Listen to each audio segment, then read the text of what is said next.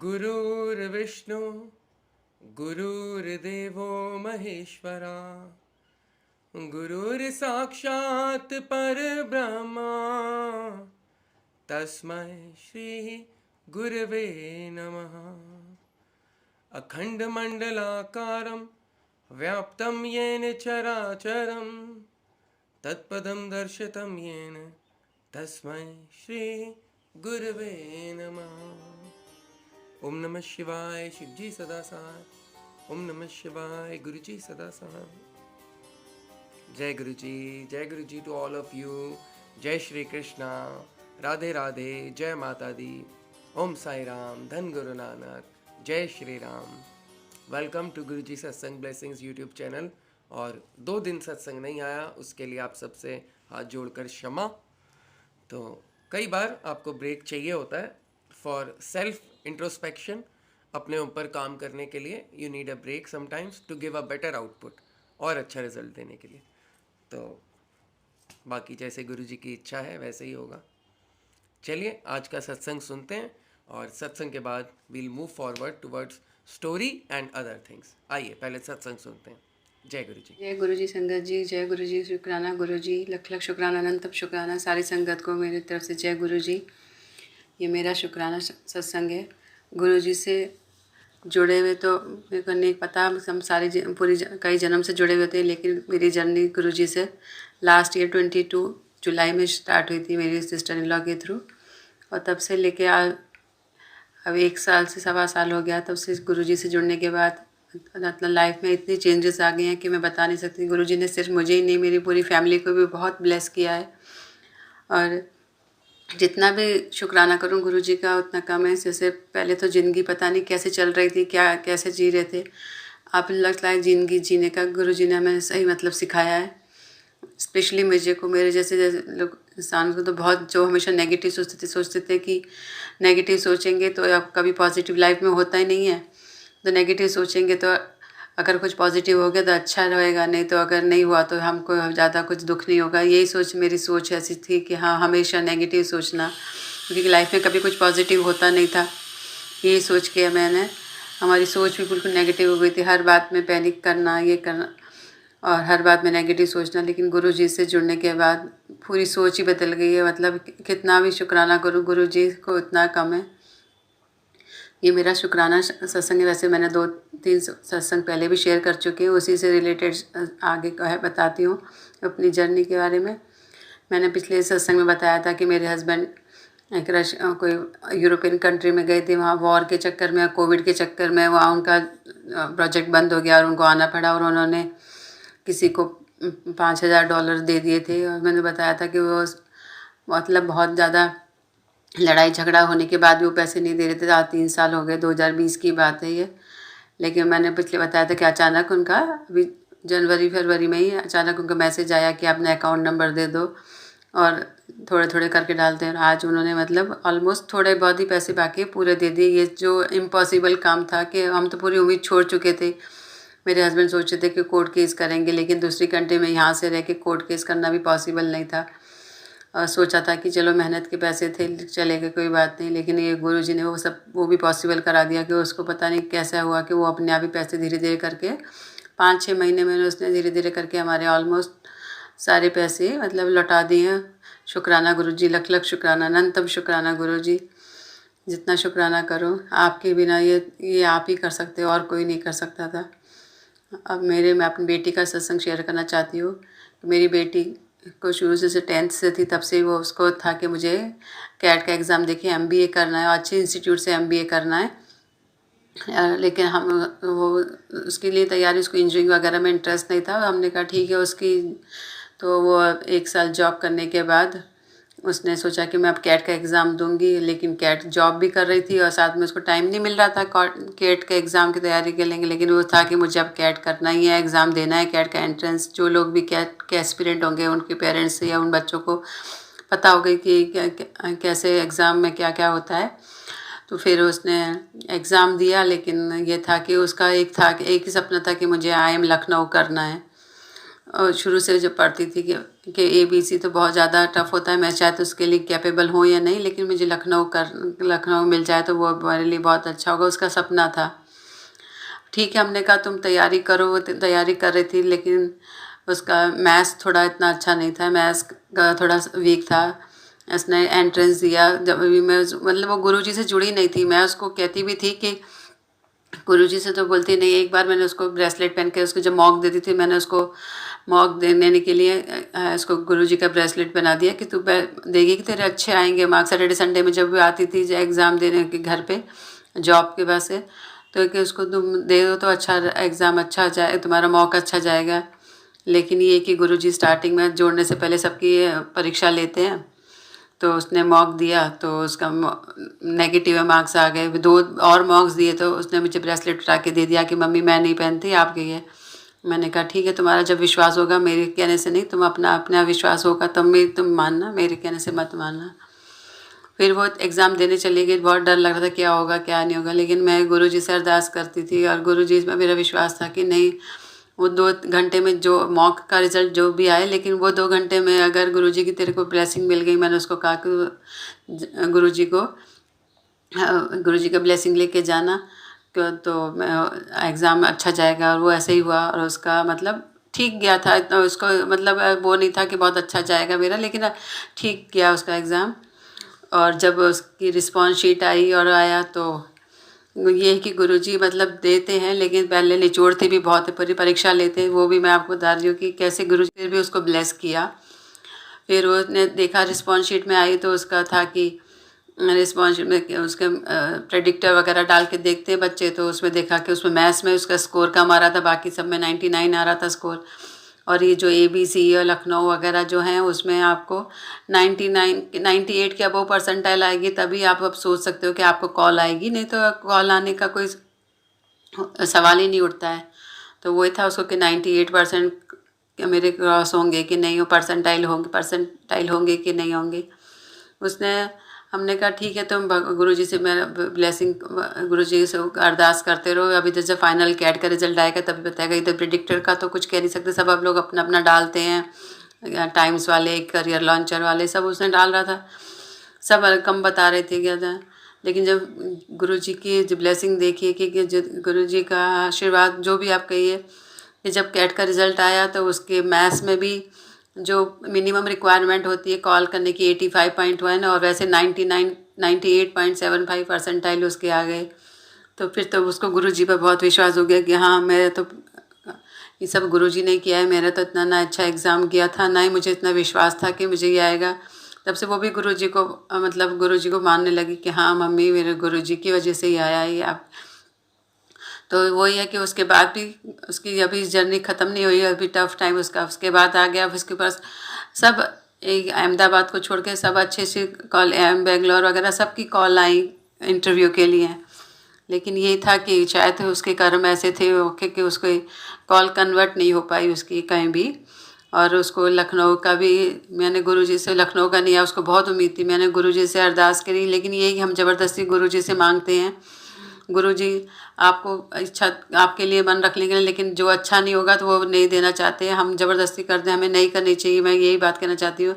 मैंने गुरुजी से अरदास करी, गुरुजी इसका ऐसा क्यों हुआ। जब बहुत रोई कि लखनऊ में मेरा को वेटिंग भी नहीं आया। तो मैंने बाद में दिल खोल के देखा आधा घंटे के बाद कि कैसे ऐसा तो अच्छा गया था, क्यों नहीं हुआ आया। फिर उसने देखा कि मैंने देखा उसको वेटिंग आ चुका है, तो हम चलो फिर तो संभल गई, शायद वेटिंग कन्वर्ट होगी। लेकिन अब वही हम ज़बरदस्ती गुरुजी से मांग रहे थे लखनऊ उसके लिए, शायद लखनऊ उसके लिए ठीक नहीं होगा, उसके लिए कोई कोड ठीक होगा। तो उसको गुरुजी ने कोई कोड का मैं कन्वर्ट कराया, वेटिंग से कन्वर्ट उसका कराया, लखनऊ की कन्वर्ट नहीं हुई। तो वो ये 2 महीने मैंने बहुत गुरुजी ने निचोड़ा उसको। उसके बाद उसका वो एक कन्वर्ट हुआ और उसको एडमिशन मिल गया। ये सब गुरुजी की वजह से पॉसिबल हो गया। ना तो उसकी अच्छी तैयारी थी, ना ही उसका एक सपना था कि मुझे IIM का टैग चाहिए, कि IIM 4 ब्लैक का या IIM में से मुझे एडमिशन मिले। तो वो उसको गुरुजी के आशीर्वाद से, गुरुजी की ब्लेसिंग से ही पॉसिबल हो पाया है। मेरा एक दूसरा सत्संग भी है कि मेरे हस्बैंड भी ये था कि उनका भी तो बाहर नौकरी करने का बहुत था कि वेल कोविड में बाहर आ गए, लेकिन ये है कि उनको यहाँ पर अच्छे मिल गया, यहाँ प्रमोशन भी हो गई उनकी। ये सब गुरुजी की कृपा से ही हुआ है, नहीं तो वो मेरे हस्बैंड इतना खुद तो नहीं मानते, लेकिन हाँ मुझे मना भी नहीं करते हैं। अभी मुझे जाने का था, किसी क्लोज रिलेटिव की डेथ हो गई थी मुझे, तो मेरे को हम दोनों को जाना था। तो मेरे हस्बैंड ने खुद ने मेरे को, अंकल मेरे हस्बैंड ने कहा कि तुम्हें, हम दिल्ली से जा रहे हैं हम आगे को, तुम्हें अगर टाइम 2 घंटे 3 घंटे हमारे का ब्रेक है, तुम्हें अगर गुरुजी के दर्शन के लिए जाना है तुम जा सकती हो। वो तो नहीं गए मेरे साथ, लेकिन हाँ मुझे उन्होंने खुद ने कहा अपने वहाँ से आके आपने आगे पढ़ के कि तुम जाके गुरुजी के दर्शन करके आ जाओ। जय गुरुजी, शुक्राना गुरुजी कि आप ही करवा सकते हो, नहीं तो उनके मन में वो भी गुरुजी वगैरह नहीं, भगवान में मानो, गुरुजी नहीं, मैं नहीं विश्वास करते। लेकिन धीरे धीरे अब वो भी मतलब मुझे मना नहीं करते हैं, खुद नहीं मानते, लेकिन मुझे विश्वास है एक दिन वो भी ज़रूर मानने लगेंगे। मैं उनको फोर्स नहीं करती हूँ कि जब आपका मन करे, लेकिन वो भी मुझे मना नहीं करते किस चीज़ के लिए। मैं घर में सत्संग करती हूँ, अमृत वेला करने के लिए उठती हूँ, वो कुछ मना नहीं करते। लेकिन ये है कि हाँ खुद इतना नहीं मानते हैं, लेकिन मुझे एक दिन विश्वास है कि जरूर गुरुजी उनको भी मेरे गुरुजी जोड़ लेंगे। दूसरा सत्संग ये है कि अभी एक आंटी ने बताया था कि कैसे गुरुजी ने हमको बताते, वैसे मेरे साथ भी वही हुआ कि मैं अपनी बेटी, मेरी बेटी कोഴിക്കോട് से आई थी, हम उसको फ्लाइट में छोड़ने के लिए जा रहे थे। तो यूजुअली मेरे हस्बैंड अकेले ही जाते हैं, मेरे को लेके नहीं जाते हैं, क्योंकि मैं जा रहा हूँ, मेरे को भी ऐसा नहीं है जाने का, चलो ठीक है। उस दिन अचानक 10-15 मिनट पहले जाने, उसके 4 बजे की फ़्लाइट थी, वो 12 बजे हम लोग छोड़ने जा रहे थे उसको। तो बोले तुम भी तैयार हो जाओ, तुम यहाँ घर में बैठ के क्या करोगी। मैंने कहा चलो ठीक है, मैं भी तैयार हो जाती हूँ बेटी को छोड़ने के लिए। हम लोग उनको उसको छोड़ के लौट रहे थे, तो पता नहीं क्या हुआ कि एक हमारे आगे, मैं गुरुजी के सत्संग सुनती हुई जा रही थी, और एक बाइक वाला था, पता नहीं उसने ईयरफोन लगा रखे थे, और वो उसको मेरे हस्बैंड काफ़ी हॉर्न दे रहे थे, लेकिन उसने हमको रास्ता नहीं दिया हाईवे पे। तो मेरे हस्बैंड को मजबूरी में बहुत हॉर्न देने के बाद जब उसने सुना नहीं, तो उसको बहुत शार्प कट उसके पास से लेके गए, तो वो चिढ़ गया, उसको बुरा लगा कि क्या है। वो जानबूझ के आगे गाड़ी से मतलब 2 मीटर की दूरी पर जिग जैग बाइक से करने लगा कि परेशान करने के लिए। मुझे भी गुस्सा आने लगा कि मैंने कहा ऐसे ही अभी ये ऐसे क्यों परेशान कर रहा है। बोले वो चिढ़ गया इसलिए वो परेशान कर रहा है। फिर साइड में आके बोला मैं और करूँगा तुमको ऐसे परेशान, तुमने मेरे साथ शार्प कट क्यों लिया। तो मेरे हस्बैंड बोले मैं इतनी देर से तुमको हॉर्न दे रहा था, तुम्हारे कान में ईयरफोन तुम सुनी नहीं, शायद साइड ही नहीं दी मेरे को। बोला मैं गिर जाता तो क्या होता। और ऐसा करके वो मतलब काफ़ी देर तक हमको ऐसे ही परेशान करता रहा कि शायद मेरे हस्बैंड उसको अगर ज़रा सा भी कंट्रोल छूटता तो उसकी बाइक ठुक जाती। लेकिन ये था कि मेरे को हमने उसको ईयरफोन लगा रखा था, ना ही उसने हेलमेट पहन रखा था, कुछ नहीं कर रखा था, और सिर्फ हमको हमसे गैस करा था। मेरे हस्बैंड को बहुत गुस्सा आया, बोले मैं गाड़ी रोक के उसको 2 लगाने जाता हूँ। मैंने उनको रोक दिया हाईवे पे पब्लिक इकट्ठे होने से और ट्रैफिक जाम कर दिया। मैंने कहा नहीं चलो छोड़ो, इसको क्या करना है। हम तो वही है कि अगर वो अकेले जाते तो उसको मार एक दो थप्पड़ लगा देते, कि गलती उसकी थी, क्योंकि मैं भी देख रही थी कि वो इन्होंने तो बहुत मेरे हस्बैंड ने तो बहुत हॉर्न दिए, लेकिन उसके कान में ईयरफोन था, उसको सुना ही नहीं दिया। ईयरफोन के चक्कर में उसने हमको रास्ता ही नहीं दिया। गलती मेरे हस्बैंड की नहीं थी, और लेकिन वो ज़बरदस्ती चिढ़ के वो उसको कुछ हो जाता है। भगवान गुरुजी ने उसको भी, भगवान गुरुजी उसकी रक्षा करी। और मेरे हस्बैंड को भी मैंने मना किया कि नहीं करने के लिए, लेकिन मैं वही सोचती हूँ अगर मैं नहीं गई होती उनके साथ तो मेरे हस्बैंड ज़रूर उसको मार 2 थप्पड़ लगाते, तो लड़ाई बढ़ जाती और क्या होता, कहीं पुलिस स्टेशन का ना हो जाती है और क्या आते, हम यहाँ वेट करते रहते। शुक्राना गुरुजी, आपने मेरे साथ उनको भेज, मैं अक्सर नहीं जाती, मेरे साथ भेज के मैंने उनको रोक लिया और झगड़ा भी होने नहीं दिया, कुछ नहीं हुआ, और हम चुपचाप अपने घर आ गए। वो भी आगे अपने चला गया, पब्लिक इकट्ठी नहीं हुई, ऐसा कोई हमने तमाशा नहीं किया, और हम अपने घर आ गए। अभी बीच में भी आंटी का एक सत्संग था, उससे मुझे याद आया कि हाँ ये तो गुरुजी ने मेरे साथ भी, मुझे भी अचानक मेरे हस्बैंड के मन में क्या डाला कि तुम भी मेरे साथ चलो। नहीं तो मैं अक्सर, वो अकेले ही जाते हैं छोड़ने, बच्चों को लेने के लिए, लाने के लिए, मैं नहीं जाती। कभी ऑफिस से निकल जाते हैं कैसे वहाँ से लेके। लेकिन उस दिन गुरुजी ने मतलब उनको हम झगड़ा होने से और ये सब कुछ उसको बचा लिया कि हमको भी और उसको भी। गुरुजी आप ऐसे सबके ऊपर सबका भला करें। और अभी पिछले रात की बात है कि मैं 3 बजे करीब मेरी आंखें खुल गई और मेरे को ऐसे लगा कि बहुत ज़्यादा बेचैनी हो रही है एकदम, क्या कुछ कुछ ख़राब बुरा सा लग रहा था, क्या हुआ क्या नहीं हुआ ऐसा। मैं उठ गई, अक्सर मैं 4 बजे अमृत वेला करने के लिए उठती हूँ, मतलब मैं नहा धोती तो नहीं, खाली ब्रश व्रश करके मुँह वूह धो के हाथ मुँह धो के मैं अमृत का वेला करने बैठ जाती हूँ। लेकिन मेरे 3 बजे हो गए और बहुत घबराहट सी होने लगी, पता नहीं क्या बात है कि बच्चे भी दोनों बाहर रहते हैं, हॉस्टल में हैं, मेरे फादर इन लॉ और मेरे फादर भी, मदर लॉ और मदर तो है नहीं, दोनों की तरफ से पापा ही हैं। तो बस गुरु जी से ये अरदास करते हैं कि उनको ठीक रखे, उनको मतलब हमारे लिए तो वही दोनों सब कुछ हैं। तो बस यही था कि उनके मन सा घबराने लगा अचानक कि क्या हो गया, ऐसा क्यों आज घबराहट हो रही है। फिर मैंने अमृत वेला करने उठ गई, एक मंत्र जाप किया करा और फिर गुरु जी से कहा, गुरु जी आप अगर आप मेरी सुन रहे हो, प्रार्थना सुन रहे हो, आप हो तो मुझे आप कुछ बताइए। तो रात को तो 3 बजे तो कोई ना आपको बटरफ्लाई दर्शन देगी, ना कोई आपको कोई किसी गाड़ी में ओम दर्शन मिलेंगे, ऐसा कुछ नहीं है, ना कोई फ्रेगनेंस आएगी। तो आप गुरु जी के प्रेजेंस देखिए कि मैं पूजा की बत्ती में रुई की लंबी वाली बत्ती से पूजा की दीपक जलाती हूँ, गुरु जी का दीपक भी और अपना घर के भगवान जी को भी, दोनों अमृत जोत करती हूँ, अखंड जोत गुरु जी की, और वैसे वाली दूसरी जोत जलाती हूँ। तो आप यकीन मानेंगे कि मैंने देखा मंदिर में गुरु जी से अरदास कर जाती थी कि मन घबरा रहा था कि गुरु जी सब ठीक हो, सब लोग ठीक हो। क्यों बेटी बोली थी वहाँ पर केरला में निपा वायरस फैल रहा है, ये मुझे बहुत डर लग रहा है। तो पता नहीं वो सोच के मैं सो गई थी क्या, तो रात को मुझे एकदम अपना अचानक घबराहट सी होने लगी। तो देखा कि वो रुई की पूजा की जो बत्ती थी उसमें ओम दर्शन हो गए मुझे। मैंने कहा वाह गुरु जी, आपने तो कैसे भी आप दर्शन करा सकते हो, मतलब आप अपना प्रेजेंस फील करा सकते हो कि आप हो हमारे साथ हर वक्त तो हर वेले हो। जय गुरु जी, शुक्राना गुरु जी, लख लख शुक्राना, अनंतम शुक्राना गुरु जी, कितना शुक्राना करूँ उतना कम है। अभी तो मुझे इतना याद आ रहा है, उतना मैं आपसे शेयर करती हूँ। बाकी आगे जो भी गुरु जी कल बुलाना चाहेंगे, वैसे मैं ये भी है कि मैं आपको बताना चाहती हूँ कि गुरु जी जब तक नहीं चाहते हैं आप सत्संग भी शेयर नहीं कर सकते। बेटी का सत्संग मैं 2 बार रिकॉर्ड कर चुकी हूँ, लेकिन वो कुछ टेक्निकल इशू आ जाता है या कोई बीच में कॉल आ जाता है साइलेंट करके, मैं वो रिकॉर्ड नहीं हो पाता, फिर वो चला जाता है कि आज मैं अब कर रही हूँ, गुरु जी की जैसी मर्जी होगी। अगर ये रिकॉर्डिंग ठीक हो जाती है और मैं भेज पाती हूँ तो ठीक है गुरु जी, आपकी जैसी इच्छा होगा। जो आपने बुलवाया, जो मुझे याद आया, कोई मैंने लिखा नहीं है, जो मन में आ रहा है वो आप जो बुलवा रहे हैं वो मैं बोलती जा रही हूँ। गुरु जी जय शुक्राना गुरु जी, लख लख शुक्राना। आप सब सारी संगत का ऐसे ही भला करिए, सबको जोड़िए अपने साथ।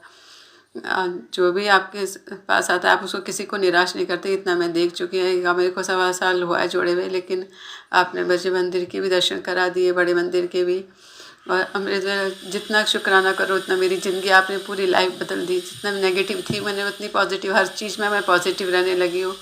ये सब आपकी ब्लेसिंग की वजह से हुआ है गुरु जी, जितना शुक्राना करो। शुक्राना, जय शुक्राना गुरु जी। ओम नमो शिवाय, शिव जी सदा सहाय, ओम नमो शिवाय, गुरु जी सदा सहाय। बस मैं अपना सत्संग को यही विराम देती हूँ। आगे जो गुरु जी सत्संग करवाएंगे मैं वो आप ज़रूर शेयर करूँगी। जय गुरु जी, शुक्राना गुरु जी, संगत जी आप सबका, लेकिन अंगल आप सबका थैंक यू गुरु जी। जय गुरु जी, जय Guru ji. Thank you aunty, बहुत बहुत प्यारा आपने सत्संग शेयर किया। और and you are very very lucky, 4 सत्संग आपके शेयर हो गए। अभी तो बहुत सारी संगत का पहला सत्संग शेयर नहीं हुआ, और आप बहुत लकी हैं इस मामले में कि आपके 4 सत्संग you have shared already. And we hope आपकी जो डॉटर हैं अब वो अच्छा कर रही होंगी अपने पढ़ाई में, और एक जगह नहीं तो दूसरी जगह, दूसरी नहीं तो तीसरी जगह। We should never lose hope. बाकी जैसे गुरु जी की अच्छा हो, उसकी रज़ा में राज़ी रहना चाहिए, जो वो कर दे वो ठीक है। एक बात और आपने जो माँ बाप के लिए बोली है वो होती है, वो चिंता जब हम माँ बाप से दूर रहते हैं। कोई भी बच्चा अपने पेरेंट्स से जब दूर रहता है उसको अपने माँ बाप की चिंता होती है, और उतनी ही चिंता पेरेंट्स को अपने बच्चों की होती है कि मेरा बच्चा मेरे से दूर है। तो ये तो है, और एक एज आती है पेरेंट्स की, तब हमें और ज़्यादा वरी होता है और चिंता होती है। Even when I was a kid, जब मैं छोटा बच्चा 12, 13, 15 साल की एज में, जब मेरे फादर कहीं बाहर जाते थे, स्पेशली बाई एयर जब जाते थे, तो मुझे बहुत डर लगता था। मैं बोलता था उनको कि मत जाओ आप, कुछ हो ना जाए, ऐसे मेरे को अजीब अजीब से थॉट आते थे। When you are attach to someone, तो आप उसके लिए बहुत ज़्यादा ओवर थिंक हम करते हैं। जब हम अटैच होते हैं किसी से तो हम बहुत ज़्यादा ओवर थिंक करते हैं उसके बारे में कि वो ठीक हो, सब उसके पास ठीक हो। तो ऐसा होना तो लाजमी है और होता ही है। चलिए, बहुत अच्छा लगा आपका सत्संग सुन के, एंड आई होप संगत को भी अपने सवालों के कुछ ना कुछ जवाब ज़रूर मिले होंगे। परीक्षा देनी ही पड़ती है, गुरु जी के पास सबको परीक्षा देनी है। परीक्षा में जो पास हो जाएगा वही गुरु की संगत कहलाएगा। As simple as that. चलिए जी, अब सुनते हैं आज की मोटिवेशनल स्टोरी। जय गुरु जी। एक दिन एक सरदार जी के पास एक गरीब अपनी ज़मीन बेचने गया। वो बोला, सरदार जी, मेरे पास 2 एकड़ ज़मीन है, इसे आप रख लो। सरदार जी बोले, क्या कीमत है भाई इसकी? वह गरीब व्यक्ति बोला, केवल 50,000 रुपये। सरदार जी थोड़ी देर सोचते रहे और फिर बोले, वही खेत है ना तुम्हारा जिसमें ट्यूबवेल लगा है? गरीब व्यक्ति बोला, जी जी वही खेत है, आप मुझे केवल 50,000 रुपये दे दीजिए, या उससे भी कुछ कम दे देंगे तो मैं ये ज़मीन आपको दे दूंगा। सरदार जी ने आंखें बंद की, 5 मिनट सोचते रहे और फिर बोले, नहीं, मैं उसकी कीमत 2 लाख रुपए दूंगा। वह गरीब बोला, हैरान होकर बोला, पर मैं तो आपसे 50,000 मांग रहा हूं, आप 2 लाख क्यों देना चाहते हैं? सरदार जी बोले, तुम जमीन क्यों बेच रहे हो? गरीब बोला, सरदार जी, मेरी बेटी की शादी है, इसलिए मजबूरी में मुझे अपनी ज़मीन बेचनी पड़ रही है, पर आप मुझे 2 लाख क्यों दे रहे हैं? सरदार जी बोले, मुझे ज़मीन खरीदनी है, किसी की मजबूरी नहीं। मुझे ज़मीन खरीदनी है, किसी व्यक्ति की मजबूरी नहीं। अगर आपकी ज़मीन की कीमत मुझे मालूम है तो मुझे आपकी मजबूरी का फ़ायदा नहीं उठाना चाहिए। मुझे आपके ज़मीन की कीमत उतनी ही देनी चाहिए जितनी है, क्योंकि मेरा वाहेगुरु, मेरा भगवान, मेरा ईश्वर मेरे से कभी खुश नहीं होगा अगर मैं किसी व्यक्ति के साथ धोखा करूं। ऐसी ज़मीन या कोई भी साधन जो किसी की मजबूरियों को देखकर खरीदा जाए, वो ज़िंदगी में कभी सुख नहीं देता। वो ज़िंदगी में हमेशा हमारे दुख का कारण ही बनता है।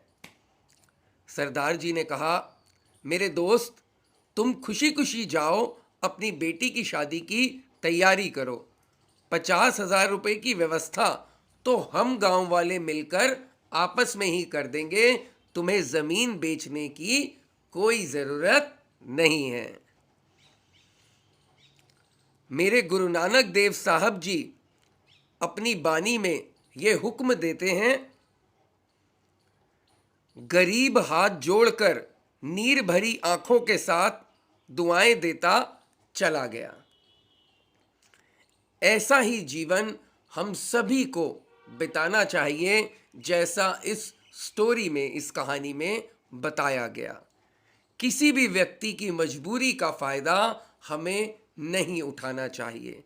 अगर हम किसी के दर्द को ना समझकर उसकी मजबूरी का फ़ायदा उठाते हैं तो एक दिन हम भी उसी पीड़ा, उसी दर्द और उसी मजबूरी से गुज़रते हैं। इस बात का ध्यान हम सबको रखना चाहिए और जितनी हो सके दूसरे व्यक्ति की मदद करनी चाहिए। जय गुरु जी।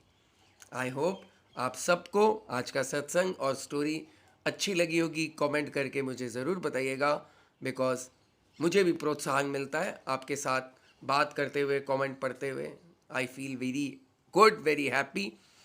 और यदि आप भी अपना सत्संग शेयर करना चाहते हैं तो ये नीचे ईमेल एड्रेस दिया है, इस पर अपना सत्संग रिकॉर्ड करके भेज दीजिए।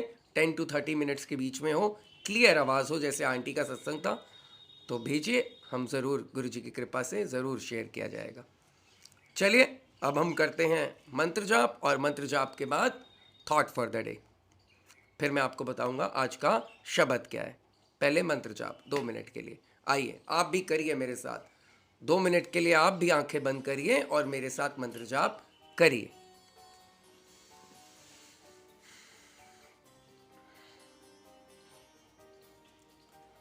ओम नमः शिवाय, शिवजी सदा सहाय।